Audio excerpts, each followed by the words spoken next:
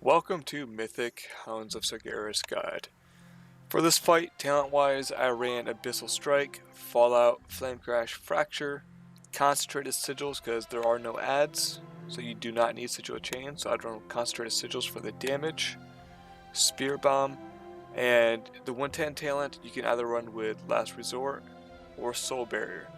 You could get away with Demonic Infusion, but honestly I don't think it was needed. Soul Barrier is really good because there's a lot of passive damage, magic damage, either Shadow or Fire, depending on which ad you're tanking. And then Last Resort is a great safety net. So personally, I ran with Last Resort. It's our first kill, and it turned out to be quite sloppy at the end. So this is a safety net, and I prefer it on this fight. But Soul Barrier is also really good. Now, you're looking at 50% physical damage and 50% magical damage. Because of this, I used Cloak of Fell Flame for the 15% magic damage reduction, and I used Oblivion's Embrace so I could have 2 charges of Empower Wards. The whole idea is I want to use Empower Wards when the stacking magic debuff gets too high, and use this for like 6th or 7th stack. Other good legendaries, Pridus would be okay, wouldn't be terrible. If you want damage, Belt would work. Boots would be okay. There are no interrupts, so Sephuz is terrible. Insignia is great for single target damage, and Archimonde's Hatred Reborn is also really good. When I try to parse, I'll probably end up using the Archimondes. And then consumables, Agility Flask, Agility Food, your Rune, and either Old Wars or Prolonged Powers. Let's go ahead and take a look at the guide. Okay, so here we are. There's a couple ways to do this. I'll show you the easiest way we found. The new mythic mechanic is everybody in the raid gets a debuff of either Shadow or Fire. When that happens, if you get hit by the opposite color magic, so if you have the Fire debuff, you get hit by Shadow. So there's 2 ways it's going to happen. If you have Fire, get hit by Shadow, you're going to drop a patch of fire on the ground after 3 seconds. And if you have Shadow and get hit by fire, you're going to pull in somebody near you. So it's like a death grip on one of your allies, and it does 1,000,000 damage. So that's the new mythic mechanic, is these debuffs that you have to control. Also, the debuff will give you 25% less damage taken from that type. So if I have the Shadow debuff, and I get hit by Shadow damage, I take 25% less Shadow damage. It looks like this was hotfixed from what I've seen, from what I've heard. Both tanks have gotten opposite debuffs every time. When this first came out this week, you could get the same debuff.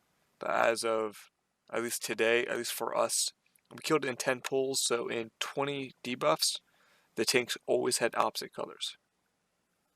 With that being said, we found that it was easier not to tank switch. So it was easier for the tanks to deal with the opposite debuff than it was to make the bosses run across the battleground here. So I would highly recommend not tank switching. So I'm going to pull the Shadow one, and it doesn't matter if I get the Fire debuff or the Shadow debuff. I'm still going to take the Shadow one the entire fight. And for half the fight, I'm going to be taking, I'm going to have the wrong color, so I have to deal with that mechanic. So for half the fight, I'm going to be dropping fire on the ground. So how we're going to do this is half the raid's going to have the Fire debuff. And the Shadow boss is going to cast Consumption Siphon something, Corruption Siphon. And it's going to make everybody with the Fire debuff to constantly drop fire on the ground. So what we're going to do is we're going to actually walk these bosses in a circle and constantly rotating clockwise, because they're going to be constantly dropping fire. That's going to last for 2 minutes, and I'm going to be dropping fire if I have the wrong debuff, and we're just going to walk around the room. So on the pull, I start the pull just like everything else. Jump in, fire your brand. 2, 1. Like so.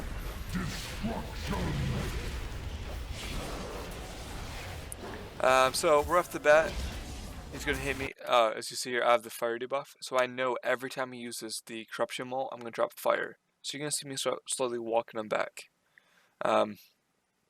We see that he's going to cast his Siphon Corruption. I can hopefully have the angle so you can see what happens on the other side.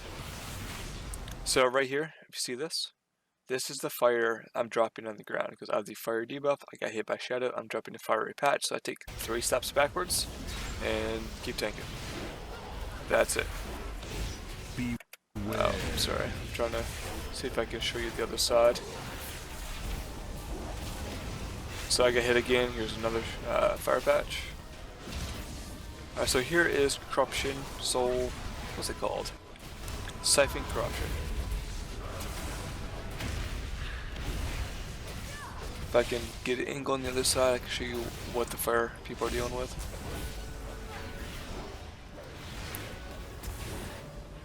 So on this side, whenever he has a shadow debuff and he's getting hit by fire, he's pulling death gripping somebody to him.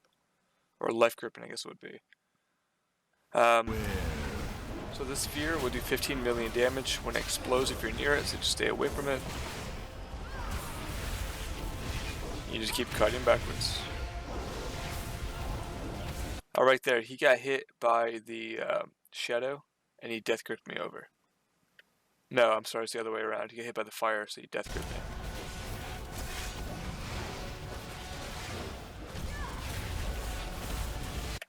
Oh, took the camera too quick.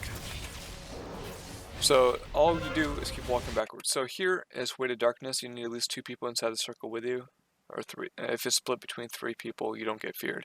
So basically, here's the key: is they need to be in this circle. That's it. They don't need to be on top of you. If they're on top of you, he can melee and cleave everybody, killing them. So the goal is for them to stand on the edge of your circle without being in front of the boss. So as you see right here, this is perfect positioning. Lettering might be a little too close, but so that goes off. I do not get feared, but I do dropping fire patch and I walk backwards.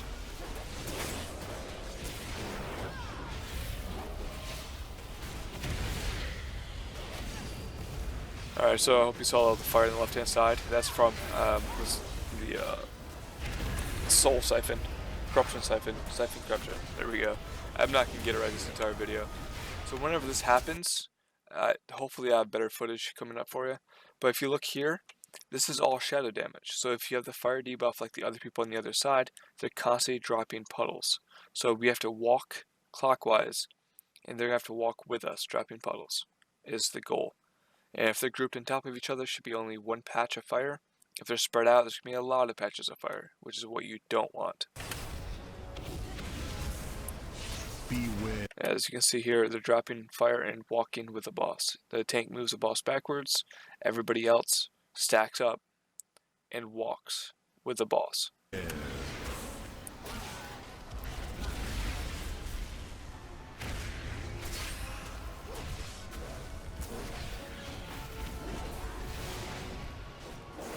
So about this time, it's about 50%, the debuffs are going to switch, and these fire patches last for 2 minutes. So the goal is this is going to switch, and then a lot of the movement's going to stop.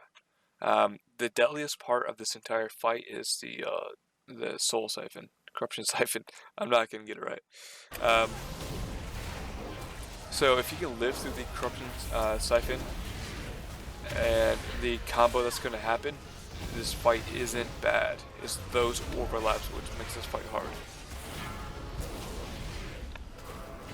So I'm walking to the other fire, but my debuff should be changing soon. I think only one person made it over, so I got feared. Not ideal. But you see the fire's not disappearing, so now we should be good. We got the shadow debuff. So I get cleave, nothing happens, we don't gotta move. And he's over there with the fire debuff.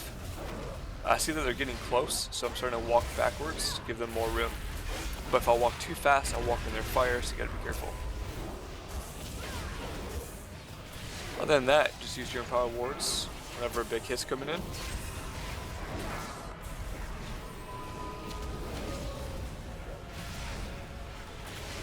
Alright, so Siphon Corruptions, oh man, I don't really look over there, do I? Right there, you see that? It's because they're stacked up. They're getting hit by the siphon corruption and dropping fire bottles. So they're walking, and I see that they're coming at me, and I'm warning them like, "Hey, I cannot move the boss until end of siphon corruption. Don't move too fast." So I can see them get close. I'm gonna just move them because if they get within 40 yards of each other, we're all gonna die. Beware.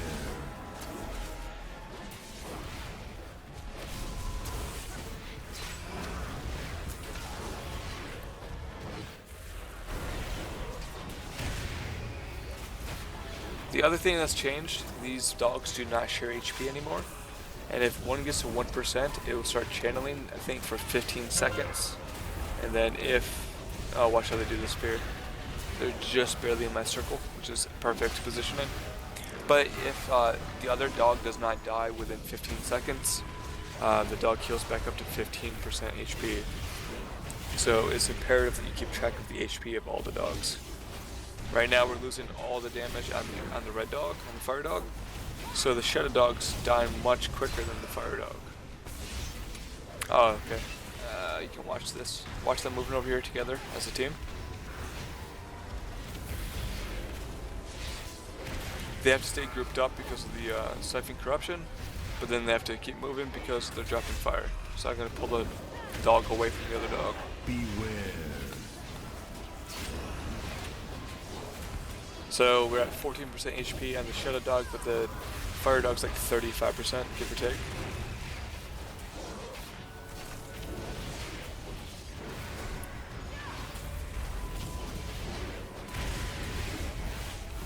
Beware.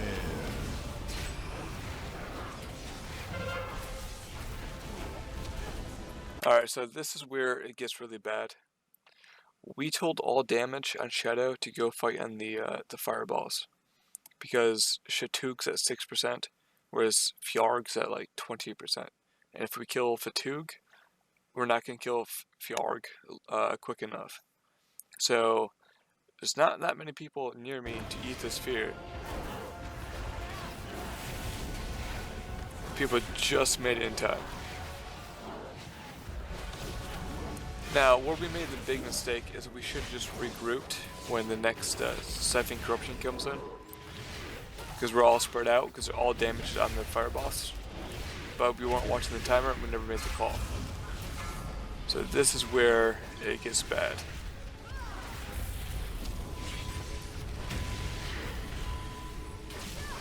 This is one of those clutch last minute kills before everybody dies. So right now, all our healers are dead, and there are 5 people alive. Beware. Shatug's at 2%, Fjarg's at like 6. So all the healers are dead. And I just procced the last resort.